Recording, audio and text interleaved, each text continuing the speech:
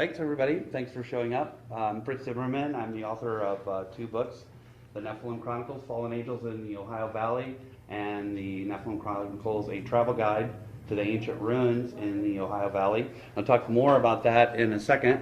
What we're going to be talking about, ancient mysteries of North America, some history that you probably have not read nor ever heard about. And with that, let's get started on these slides. What we're going to be talking about is two topics that I cover at much greater length in the book. It's the Neanderthal hybrids in the Great Lakes region, and then the Amorites of the Bible fame that made their way into the Ohio Valley, and hopefully give you enough evidence here in the next hour to at least give you a taste of what I'm covering in the books. This is the first book, Fallen Angels in the Ohio Valley, that has over 300 accounts of giant skeletons that they have found in North America, Great Britain, and the ancient Levant, and their ties to the topics that we've already talked about. That was an accumulation of going through about 10,000 different histories at the Fort Wayne Genealogical Library, that I happened to be lucky enough to live in Fort Wayne and had access to the largest genealogical collection in the United States, meaning no matter where you lived in the greater U.S., I probably had access to your county histories, state histories, township histories. So the list that I came up with could only been derived from the library that I had access to in my town. And then that's followed up by the travel guide, and that is the culmination of actually exploring over 700 mound and earthwork sites in Indiana, Ohio, West Virginia, Kentucky, and Michigan. And of those 700 sites that took 13 years of field work, done primarily in the winter months, I have 222 that were photographed, and I have directions to those in this travel guide. So it's unprecedented, the amount of earthworks that are still out there and available for you to go see, with probably 90% of those being on public ground that you can have access to and explore. So the first thing we'll talk about is the hunters and fishers in the Great Lakes, and then the giant human remains that were found there. And around the 1800s and the early 1900s, there were plenty of newspaper reports all across the country of them discovering these giant skeletons. This particular one was in Oregon, another in Pittsburgh. This is one that was found on the Georgia coast, giant skeleton. This is over in the Gulf of Mexico, which is interesting because what's so hard to find is actual skeletal remains or photos of skeletal remains. And this particular newspaper article actually had one large skull, which you can see, and then two that are next to it. But just to give you an idea that the size of some of the skulls. Ohio, giant skeletons.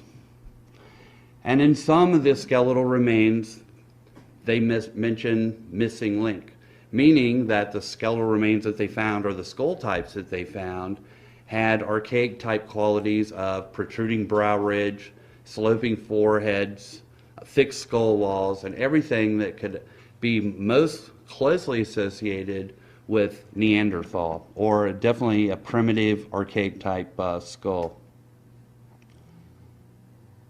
So who are these guys? Now we'll get into that. Well, it turns out that unlike what most archaeologists like to proclaim as the sole reason that the United States and North America and eventually South America was populated, which was the Beringia theory, that meaning that everyone that came to the United States walked here over the Beringia land bridge that is current day Alaska and then going over into Russia during the end of the last ice age when that corridor was open. However, other researchers this particular one, being Gimbutas, who's the foremost authority in Europe, believed that there were subsequent migrations by hunters and fishers or maritime people, in which he says, here, in a broad sense, the culture of northeastern Europe in the hunting fishing stage is counterpart to the Eurasian culture, which stretched across the whole forest zone, northern Europe, Asia, to North America. And I think it's important to know that if you go across those northern latitudes around 65 degrees, you're going to find this same type of terrain that is going to be full of lakes, water, and so wherever these people went, they didn't have to adapt to a new climate or to a different environment. So whatever tools that they were using at the time could be readily used to whatever new areas that they went to. And the photo that we're showing here is artifacts here are from Sweden, and these here are from Maine. And we're going to find a similar or almost identical material culture wherever we go across the globe associated with these people.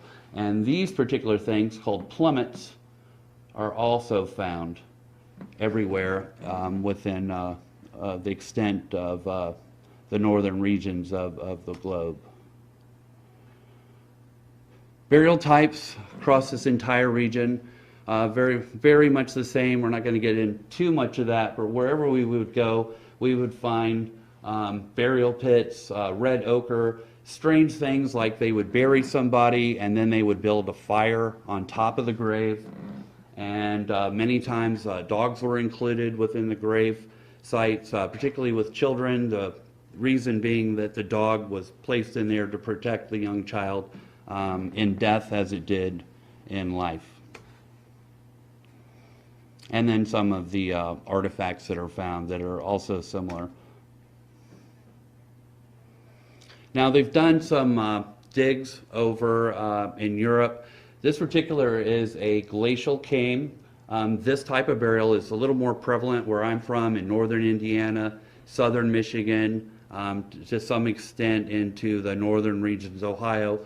These glacial caves were, of course, were made by the glacier, so it was this glacial till as they were melting, but many burial types are found within them, especially if they have kind of a conical look to them.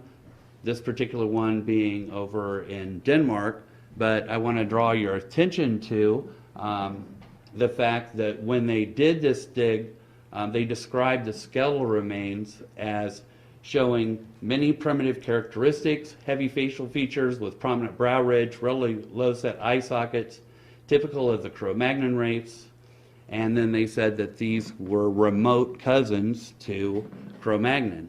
Well, 4100 BC, you have to realize that the archaeological line is that Cro-Magnon had completely disappeared by 10,000 BC.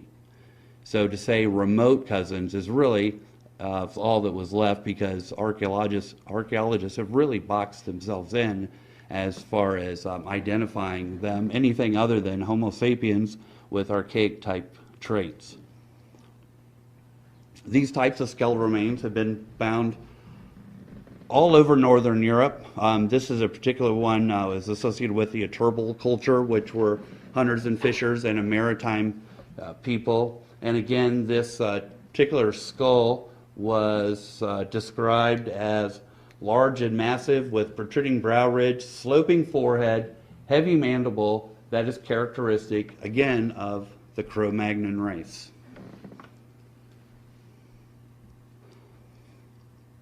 Over in Russia, another find.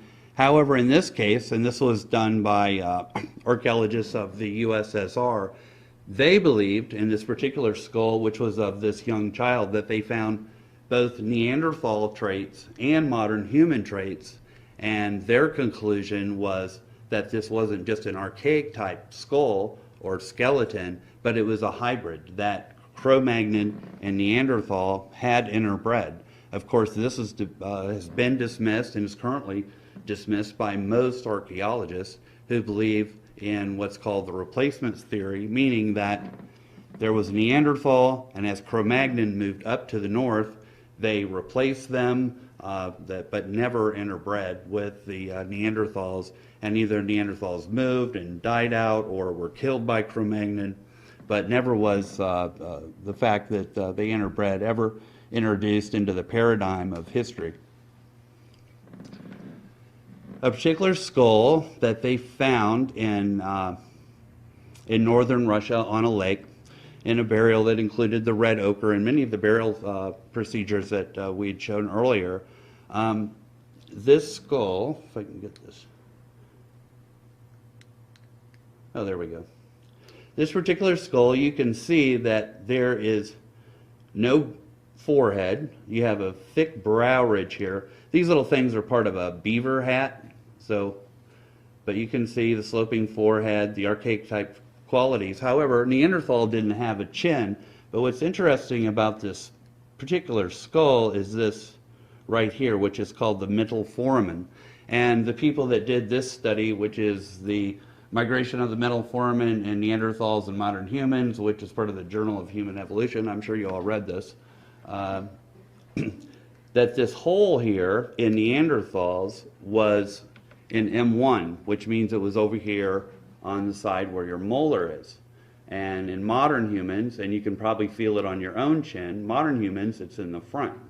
So in this particular skull, we can see it on the side. So not only do we have the brow ridge and the protruding or the sloping skull, which would be more Neanderthal, we also have the mental foramen, which is showing that this particular skull had characteristics more related to Neanderthal. Now, just recently, some archaeologists with recent finds at Denisovan Cave in northern Russia and also on the island of Florensis that were displaying so many of the Neanderthal qualities that interbreeding did take place. And so there is a small group of anthropologists and archaeologists that are now saying that Neanderthal wasn't a separate species, but is actually could be considered part of Homo sapiens, and then now reclassifying those as Homo sapien neanderthalensis. So now they are becoming part of Homo sapien. So that's where we're coming slowly in this line of research. And this is a skull type that was found in northern Russia. And again, you can see the brow ridge, the lack of a skull, and the jutting upper jaw that's more characteristic of the Neanderthal species.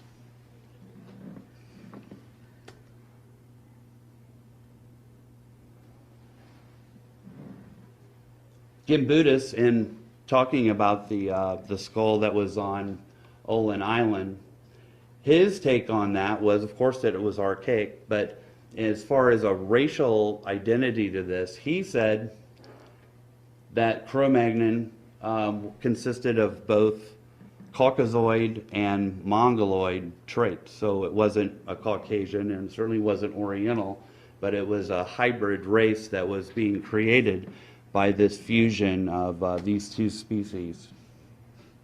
And what he said of those, that it was similar to Ladogan type of skull, which they have in northern Germany, and this is what someone would look like. And eventually what we're going to get to is the genesis of what we know as some of the Native Americans. Races of Europe, Stephen Kuhn said of some of these skull types that were bearing a lot of upper Paleolithic type qualities is that they most resembled North American Plains Indians. And this particular bust, I don't think anyone could discount how much that looks like a Plains Indian, a Sioux Indian. However, it's not. That's actually a bust of Cro-Magnon. I'm just giving you an idea of how close we're talking about as far as what these people might have looked like. And this is, if we say someone has an archaic type skull, then these are the four characteristics that in any number of probably 3 or 4 that we would look at to identify them: of sloping forehead, protruding brow ridge, massive jaws, thick skull walls, all of these characteristics being described in many of the skeletal remains that they find in the northern regions of the United States. Now, when we look at the skeletal remains here in the U.S., not only do we find them on the west coast and the coastal regions, but on the east coast, they land here in the extreme northeast.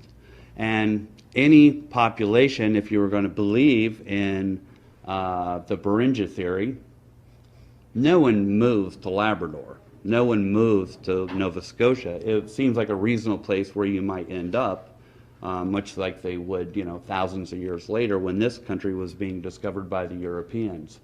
But the oldest remains in this country are up into this region. And the oldest burial mound, or one of the oldest burial mounds, is up in Labrador that dates 5500 BC, which gives you an idea of the age of, at least the age of the act of actually constructing a burial mound over their dead, and the rituals that were involved in that. The types of burials associated, this is a burial mound in Croton Dam, Michigan, which is pretty much straight across the lake from where we're at right now. But we do have a burial mound, and what's of interest here is that everything within the burial mound is more closely associated with the maritime people. And that would be the beaver incisors, the copper needles, but more so the child's burial accompanied by the dog. And this is separate from the later woodland cultures that didn't practice this. And it gives you an idea that this region in Michigan and this region here in Wisconsin was populated at an early date by these maritime people. Some evidence of that, this is the county that I grew up in, northeast Indiana, DeKalb County. There was a guy named Cameron Parks, and he kept finding artifacts that were made of slate. Of course, kind of a strange kind of arrowhead, being made of slate opposed to a chert. But when he kept finding these slate artifacts, after looking in a book, he realized that really what he was looking at is artifacts that were identical to the maritime culture associated in the northeast. Excuse me, where is that? DeKalb County. Okay. DeKalb County is the northeast corner of Indiana. Okay.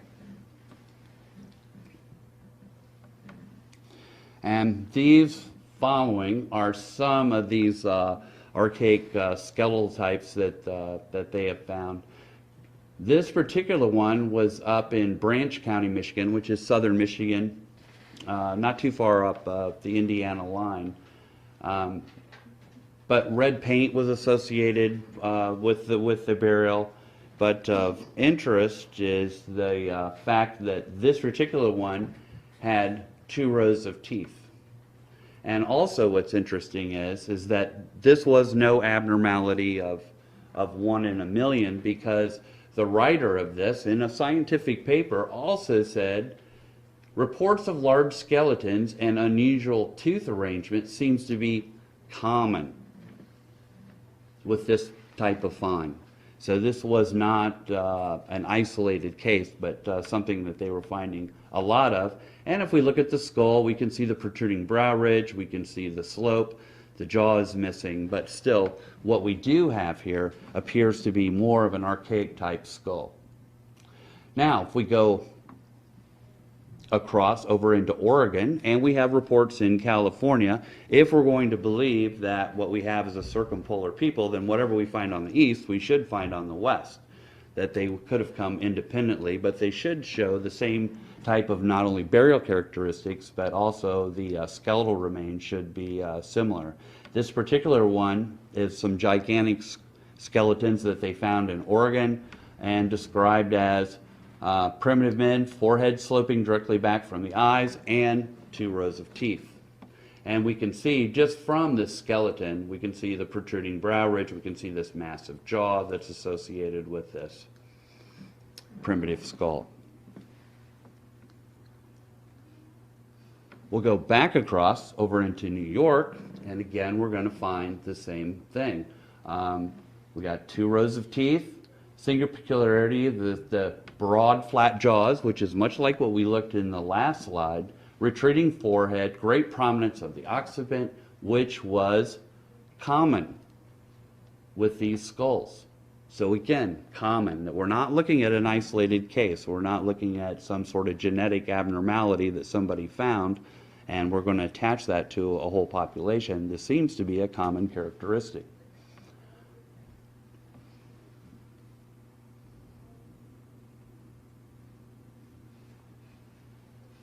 Over in LaPorte, Indiana, which you can see is not too far. This is just around the other side of the lake.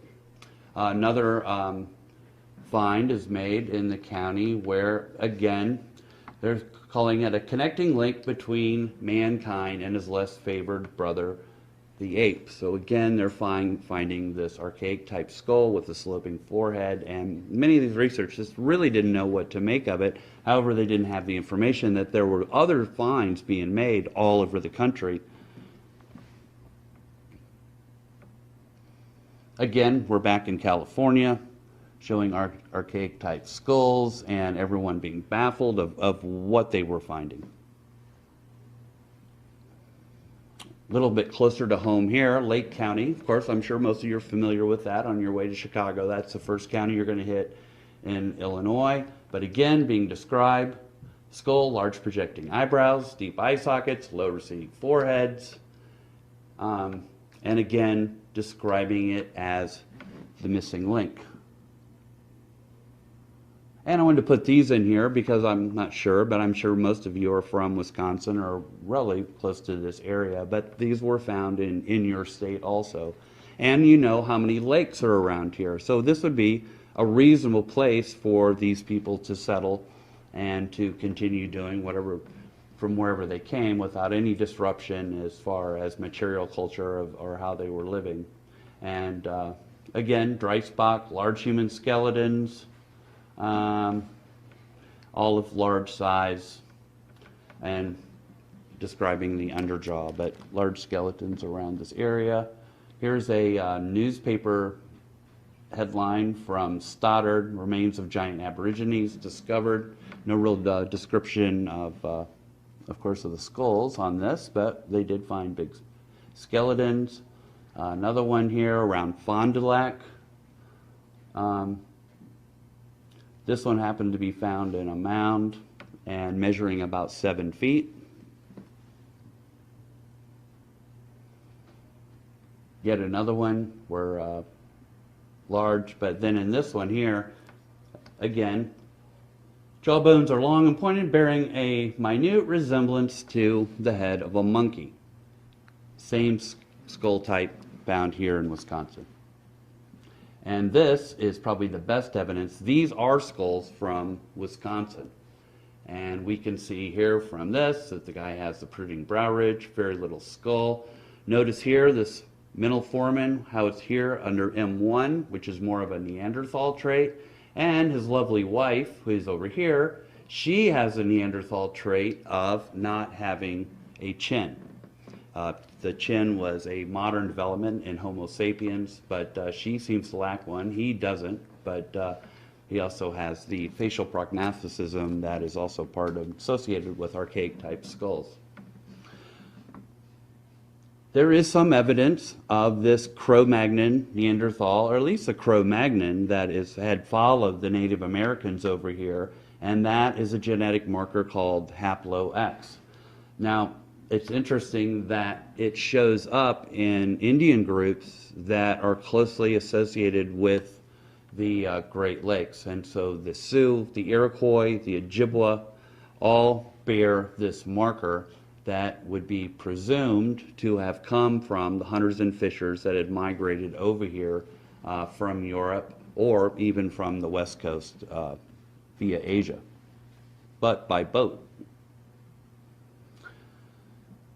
Identifying the later or prototypes of what later would be the Native American groups of the Sioux and Iroquois, Cherokee, etc. We know that archaeologists don't believe in any kind of maritime diffusion or anything other than that of the Beringia theory. But what's interesting is that I found this quote from the leading archaeologist in the 50s. His name was Spalding, who said of the Laurentian complex, or Point Peninsula we can directly follow a line down to the later Iroquois people. But what he said is the ultimate origin of the Laurentian complex, or Point Peninsula, need not concern us here, but surely in some sense is representative of the European, Siberian, North American cultural tradition of the boreal forest zone. Of course, the boreal forest zone is these northern regions. So in some sense, he's admitting it. He's admitting that there was a maritime people that had come over here, and these people were representative of that, and not that of the Beringia.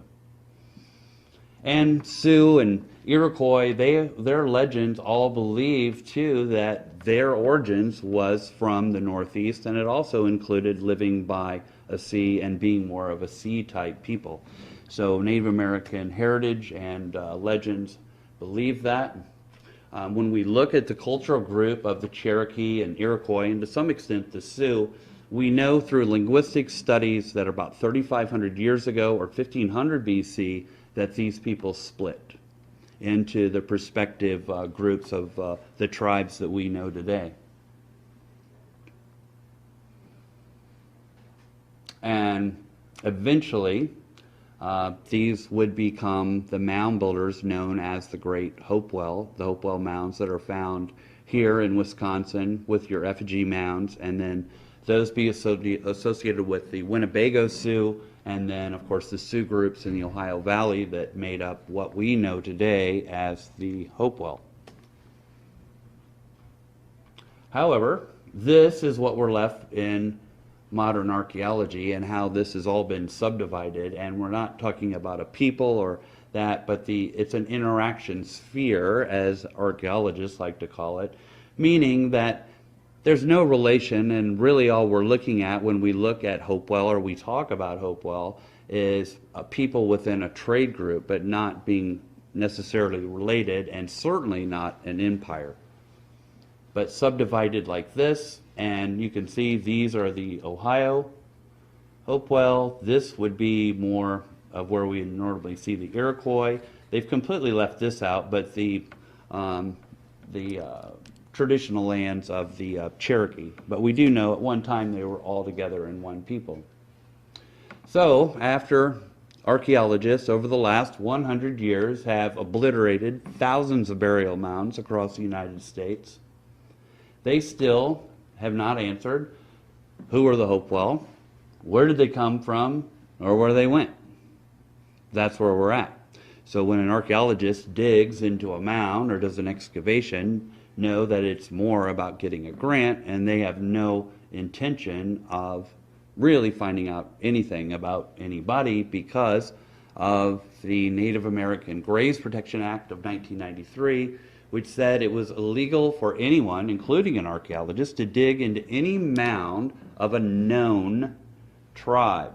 So as long as they call them Hopewell, Yungi phase, this focus, that phase, whatever they want to call it, as long as they don't call it Iroquois, Cherokee, or Sioux, they can continue to dig.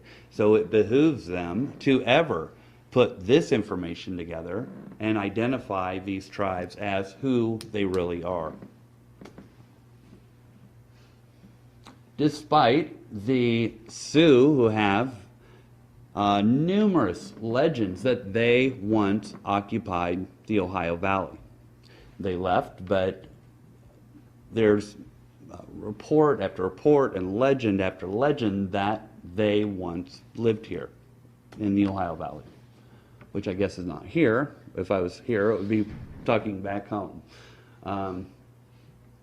And I'm going to go into all these slides, but there's just numerous accounts of their legends of living in this area. So if we were really going to look at who these people are that consisted of the Hopewell and these maritime people, it would be in the respected lands that we would know later historically of where they were. And that's the Iroquois up around the Great Lakes, the Sioux in the Ohio Valley. However, the Sioux wrapped around Lake Michigan on the western end where we're at right now. And so Winnebago, who was noted as one of the most ancient tribes of the Sioux people who lived in this area and were the authors of many of the effigy mounds around Wisconsin, and then of course the Cherokee Indians in the southeast. Which kind of takes us to part 2 of the talk, and we'll get into the next migration, which is the Amorites coming over here. And I think it's important to note that the corded ware people, or also known as the Beaker people, who would inevitably build Stonehenge, came up through Europe as traders of metals, and that they dealt in the same areas, or pushed into the same areas as these hunters and fishers, and it probably at some time had come across the fact that there was copper over here in the U.S. But at one time these people touched base. So around 2700 BC, they come up there. They're still, the megalithic culture is on its way out. However, it's still a little bit left, and that would explain why there's a few cases up in Labrador region where we find megalithic remains of mounds with doorway lintels on them and standing stones. And there's not a lot of megalithic remains, but certainly enough to indicate that there was some sort of contact with megalithic people. But the next group of people that we'll talk about briefly are the Amorites. And the Amorites, much like the hunters and fishers, have their roots in the Cro-Magnon people, who were noted for their large size and who were described as having high foreheads, but prominent brow ridge, but being characteristic of the Cro-Magnon people, who were tall. There's many cases of Cro-Magnon remains being found that are 6'7", 6'8". In one instance, there was a family where the oldest man was about 6'8", his wife was 6'2", 6'3", and the child that was with them, which was a young man, was 6'3". So we have a whole family of large people, but it's not isolated that many of the Cro-Magnon remains were large. And reports of these are also found within newspaper headlines. Some of the descriptions of those, and again we're going to find that same type of skull where they say the shape of the skull is remarkable, the forehead is low, sockets of the eyes are square, prominent jaws. So the actual skull types, skeletal types of these people is not that much different than what we're going to find with the early hunters and fishers. And this is it. The man was 6'6", the woman was 6 feet, and the youth was 6'2", but plenty of documentation of large Cro-Magnon people. Most of us, probably our first introduction to large people is in the Bible with the accounted giants. Probably the most notorious of those being the Amorites, who lived on the Mediterranean.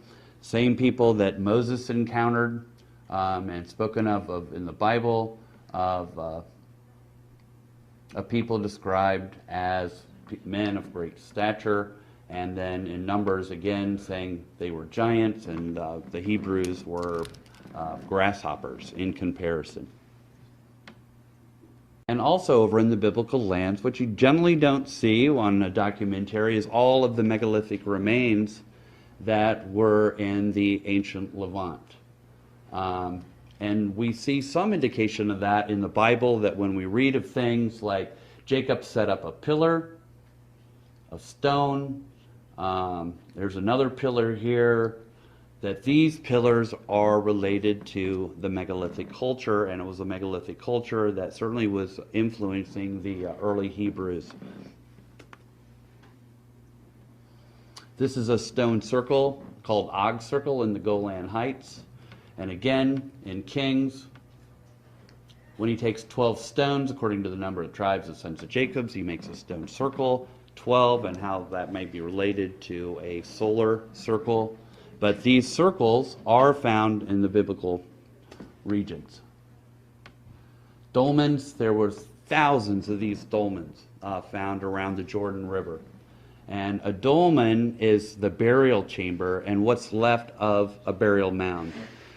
Erosion seems to be a little more prominent over in these lands, and so what you're left with is just the stone. But these stones are comparable also what you would find in England and many places around the globe, generally associated or close to coastlines. This is a burial mound with a circle around it in Syria. This would have been an Amorite grave, and this symbolism will become dolmens, stone avenues, again, megalithic remains that are found around the biblical lands. There's a lot more in the book of what they found around there. Just touch on this a little bit because this is in the Bible. Of Genesis 6:4 is what most people are most familiar with. That it came to pass that the sons of God saw the daughters of men, they're beautiful, took them, and these would become the race of giants. And we'll discover just exactly who these people were. Genesis 6:4 is elaborated a little bit more in the book of Enoch. The book of Enoch used to be in the Bible. When Christ was reading the Bible, the book of Enoch was in it. However, the Bible has been edited over the years and books taken out. But I think the important thing to realize is that what we're looking at in this story is the advent of the Bronze Age. So this, in the book of Enoch, is really a laundry list of what we're going to find in Stonehenge, what we're eventually going to find in the Ohio Valley, and that is the art of making metals. Of course, that is the combination of copper and tin to make bronze. Astrology. Of course, we know Stonehenge was built to track the sun and the moon and the constellations. Shamaziel, the signs of the sun. Serial, the course of the moon. So when we look at stone circles, we look at things like Stonehenge, we look at the hinges in the Ohio Valley. This is just a laundry list of the knowledge that the sons taught these people, but it all plays out within the megalithic remains. And that's what they're talking about. Also interesting is the relationship of these sons of God in the Bible and how that is revealed in several quotes. In Genesis, Abraham cannot take the promised land. Why? Because the iniquity of the Amorites is not yet full. This is the covenant that God had with the Amorites, who were the offspring of the sons of God. And we can look at another quote, and this was in Ezekiel and the judgment of the king of Tyre. Now, the king of Tyre, of course, Tyre is on the Mediterranean coast. This is an Amorite city. And it says of this king, "Thou hast been in the Eden, the garden of God, in the day thou was created. Thou was on the holy mountain. Thou was perfect in thy ways when thou was created." Until there's that word again, iniquity was found in thee. So they're talking about the Amorites who controlled Tyre, but also that they were created. Now, if we look at Cro-Magnon and we look at evolution, who is before Cro-Magnon? Well, nobody. That's the missing link. So if you want to look at this in a religious context, then there shouldn't be any confrontation with what you currently believe. But that may be an indication of who was Adam. Adam was Cro-Magnon. And it would seem to relate to that, since we already know the Amorites were bearing Cro-Magnon traits. And here in this quote, it's identifying who was created, and that was the Amorites. But the Amorites are on the move, they're traders, and they're cutting all the way through Europe, up into England. This is their path. Along the way, they're leaving skeletal remains. These are generic type skulls, which are easily identified by this flattened back of the head. You can see how high this is. It almost looks like a Peruvian type skull. And in the early or mid 1800s, they started finding these type of skulls. These are Peruvian type skulls, and what they thought was as that they were finding Peruvian skulls. However, they kept finding them and realized that they were actually identifying a new group of people that they had not yet found before, who inevitably would be known as the Dinarics.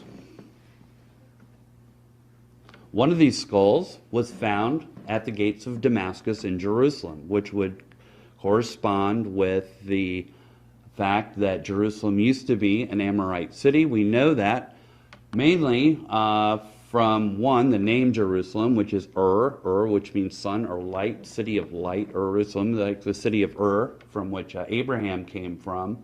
But at this gates, they found the skull was unusually large, and it also had the back of the head was flattened. But they did find one of these skulls at the gates of Eden. Oh, I wanted to point out that the Mount Moriah, of course, in Jerusalem has its root with the Amorites, or Amuru. So that in itself has a root with the Amorites, as it was a former Amorite city. So they're moving along to get through this. The corded people, who were a contingent of 3 separate different peoples, moved through northern Europe, eventually over into England. They were a combination of Borby brachycephalids, sometimes called Borby Cro-Magnon, the corded people, and the eastern Mediterranean Dinaric, bearing certain types of pottery. The pottery on the left is actually pottery associated with the Beaker people, and the one on the right is from Michigan, which was called the tulip design, which was very popular. If you were making pottery, this was the most desired shape that you wanted. As the Dinarics and these people are coming through Europe, they're leaving a mound type that we saw in Syria, and that is a burial mound with a circle around it, which was symbolic of the sun god. But that particular type of mound we can track across Europe all the way into England. One of the skeletal remains of what these people looked like is Church and Man. Swastikas, some other things. This particular guy was 6'6", but if you wanted to see what do these guys look like, is this guy right here. And there's more photos of him on the internet. It was the corded people who have been associated with the Amorites, would be the prototype of the burial mounds in England. This is the landscape of England, showing burial mounds with circles around them, types of hinges, but the general landscape. What's interesting, though, is this also is that these are the prototypes of the burial mounds you would find in the Ohio Valley. Every burial mound type there in England can be found in the Ohio Valley, of course, along with the giant skeletons. This is just a description of a hinge, of exactly what that is. And of course, the most noted hinge is Stonehenge, which is aligned to the summer solstice sunrise. And we see the stones that the Beaker people built. The ditch going around it is much larger. However, the Beaker people, or the Amorites, did adopt that type of sun temple, and they built their hinges of their own. But it's a circular work with an outer wall interior ditch with a gateway that's generally aligned to a solar event. Largest hinge in England is Avebury at 1,250 feet. I guess we have about 15 minutes. But this design here, which is a serpent, here's the head of the serpent, and this probably had its roots in some of the earlier symbolism that you would find in the Middle East. And this slide didn't come out. This is actually Portsmouth, Ohio. But the earthwork at Portsmouth, Ohio, here is the serpent and coming down here, but it's very, very close, almost identical at Portsmouth to what you would find at Avebury.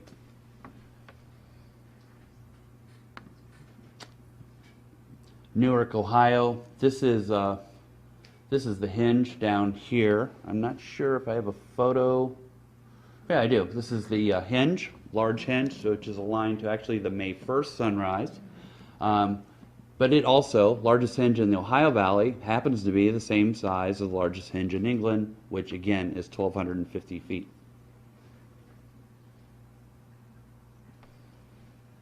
The description of the people that invaded England, that were associated with the Beaker people, just Short square skull showing great development of superciliary ridges and eyebrows.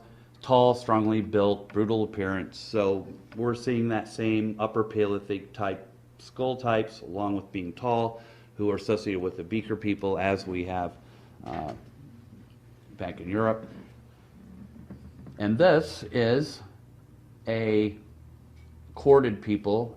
This skull here is from the Ohio Valley, and this one here is actually from Poland. But I just wanted to point out that the chins are identical. This is called facial prognathism, which is somewhat of an archaic trait where your upper jaw juts out a little bit. Nasal notches be the same. And of course, this ridge here on the top of the forehead is nearly identical. But many of the skeletal remains that we're going to find in the Ohio Valley are going to be identical to what we're going to find in England associated with the Beaker people. This is Borby Cro-Magnon. These two here from the Ohio Valley. This one here is from Denmark. And again, without going into a point-by-point 30-minute dissertation on why these skulls are the same, they're the same. But most striking, because it's such a rare head type, are the Denaric. And this skull here, again, is from Europe. This one here is from the Ohio Valley. Again, we have very similar chins. We have facial prognathism, nasal notch being nearly identical, and this forehead, somewhat elongated brow ridge also being very close. The degree of the head flattening would vary, so we're not going to pay too much attention to the back of the head, a pronounced mastoid in the back, but identical type skulls and associated with being very large people. So Beaker people developed the hinge. That's from around Stonehenge right there. Has anybody here been to Mound State Park in Anderson? You have and have. Can you see any difference in this photo from what you see at Mound State Park, opposed to that stone circle in the middle? Yeah, the stone circle, and it's very, very similar. But the general of this is a hinge. Here we have a gateway that's going to. Stylistically, it's exactly the same. We have the ditch, we have the outer wall, we have this gateway that's going to be aligned to a solar event. Here in England, they have a stone circle. We're not going to find that in the Ohio Valley, but many of the hinges in England and the British Isles had burial mounds within their center. Some had stone circles. This one particularly had a stone circle, but it's the same type of earthwork being built by the same type of people. And these types of hinges are all over the Ohio Valley, and in the Mound Guide you can go and visit those. This is the hinge in Anderson, Indiana. This is looking down the ditch, but I just wanted to show the size of it. And this outer wall is actually serpentine and was probably more pronounced back in the day and did represent the serpent. This is looking across the gateway here. You're not allowed to go out here in the middle anymore. Archaeologists destroyed the burial mound that was a solar marker for 2,000 years, but they destroyed the burial mound, completely ignorant to its purpose as a solar marker with some surrounding earthworks. More hinges. This one's in Cambridge City. This here is aligned to the summer solstice sunrise. The one to the south is aligned to the equinox. And the burial mounds in Indiana in themselves are aligned, being 20 miles apart, to the summer solstice sunrise and the winter solstice sunrise and summer solstice sunset. And it's a good example of ley lines, which we would also find associated with some of the earthworks and burial mounds across the English landscape. And then the last thing I want to talk to you is about numerology. Numerology that is called Gematria, or earth measures, that had its roots with the Amorites who seized Babylon in 1950 BC. They are also the first people to come up with Hammurabi's law codes. A lot of the current laws we have today actually have their roots with the Amorites and when they took Babylon, but they are also the first people to come up with high mathematics. This includes pi, square roots, and modern geometry as we know it. So the development of high math is from this early date, and they incorporated that into a numerical codex where certain numbers had meanings, much like they do today, which 13 is unlucky, and we have some other numbers that have different meanings. Now the core numbers involved in this I'll move right along. 666 was the number for the sun. 1080 was the number for the moon. 555 was the number for the sacred marriage. 33 and 8. And I'll get a few more specifics on this. This is the Babylonian magic square. What's interesting of this is that each one of these, no matter which way you add this up, it's going to add up to 111. 111, 6 on each side, so no matter how you added this, it's going to get 666. But it was something of them playing around with those numbers and the significance of 111, which we can see and know that they were playing around this, that of timesing this of how you get the sequences of numbers. And if you go to this extent, you can go through 1 through 9 and then back to 1 again. But that was the significance of the number 1. The Babylonians, this is their king's list, 432,000 years, which we can break down into 216, divided again down to 1080. The significance of 216 is that it is a sum total of 6 times 6 times 6. And then we get 216, so whenever we see a 216, we know kind of we're talking about the sacred marriage because we have the number 1080 involved and we have the number 666. That's the sacred marriage that was the real principle and essence of ancient religions, where you never wanted all of sun, you never wanted all of earth, you wanted a balance. It was a balance of power. But numbers that do show up in these ancient religions. And what most people don't realize is that in the Bible, these numbers show up. You're all familiar with Revelations, and where it mentions 666. What's interesting is that in the next quote, after mentioning the 666, it is 144,000 people that are going to be saved. And if we divide the 144,000 by 666, this is the number we get. And if you can see that, but it's 216.216.216.216 to infinity. So we have the 666, we have the 216, and of course we have the 216. We also have the 1080, which is half, and we have the quotient of 216, which is 6 times 6 times 6. They knew that. That's not in the Bible by chance. They knew that. That is in relationship to the sacred marriage of opposites of the sun and the earth mother. You're familiar with 666 in the Bible, meaning the devil. However, if you read the quote, it says, "Let he who hath understanding count the number, for the number of man as 606. So let's think of who was persecuting the Christians. It was the Romans. So let's understand that it was the Romans that were persecuting the Christians, and now let's count the Roman numerical system of 500, 150, 10, 5, and 1, and we get a total of 666. So 666 is in reference to the devil, it's in reference to Rome. Because we know, even in the Bible, that 666 meant the sun. We know that from Chronicles, where they bring Solomon 606 talents of gold as a tribute number. And if we look at the name Solomon itself, Sol is Latin for sun, Am is Hindi for sun, and An is Egyptian for sun. Solomon means sun, sun, sun. We could further take that in taking the O's, which is the 15th letter of the Greek alphabet, drop that O down 3 times 15, 15, 15, which could be an anagram for 1 plus 5, 1 plus 5, 1 plus 5, or the name Solomon itself means 666. In Ezra, the children of Adonakam, who were escaping Nebuchadnezzar, had 666 people with them. Adonakam is in reference to the Phoenician god Adonis, who is a sun god. So again, we have the sun being attached to the number 666. Now, let's take a quick look at this in the Ohio Valley. This is Charleston, West Virginia. We have 2 hinges, both of which are 666 feet in circumference, being associated with the sun. Sometimes, being a base 6, numerical system, which we still base our clocks on, we base our calendars from, all that having its roots in ancient Babylon.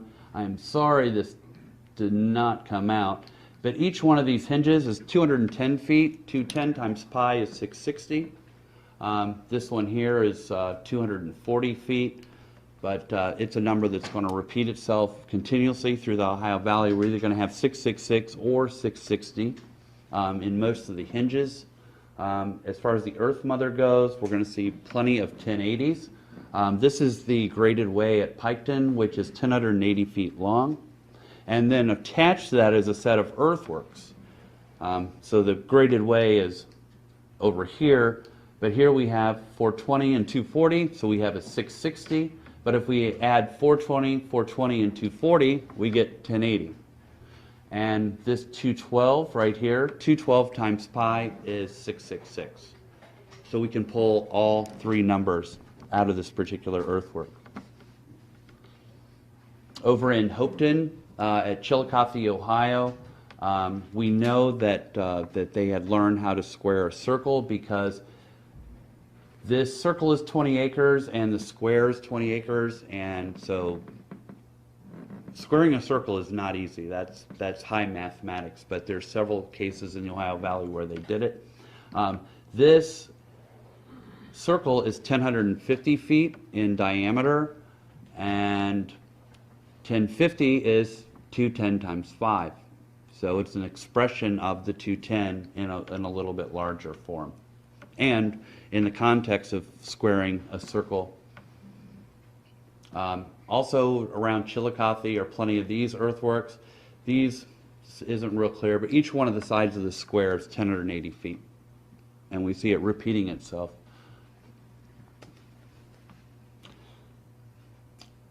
One of the most, some of the best evidence is in Winchester, Indiana. Here we have an east-west wall, 1,320 feet, that's 660 times 2. And here on the north-south walls, we have 1080. But if we have 1080s together, we got a 2160, and then we have the 660s here on the north. So we can pull a 2160 or a 666, and that balance. And hopefully lost a square. Oh, here we go. Now, just a few miles from the Winchester earthwork is Fountain City. It's just about 5 miles away. Now, this was 780 foot on each side. And if you take the 1320 of Winchester and subtract the 780, you get 540. So if we add all four sides of the difference, again, we're going to get 2160. So the Winchester works and the Fountain City work were made to be numerically harmonic. And then finally, to prove the point, in Lexington, Kentucky, and there's 3 others, this earthwork, this hinge, is 555 feet in circumference. And 555 is an important number because 555 times pi is 1746, or the sum total of 666 plus 1080. The gateway to this and many of the earthworks in the Ohio Valley is 33 feet. 33 is the square root of 1080. Of course, we know in the Bible, Christ is crucified at 33. Christ is the gateway. The gateway is 33.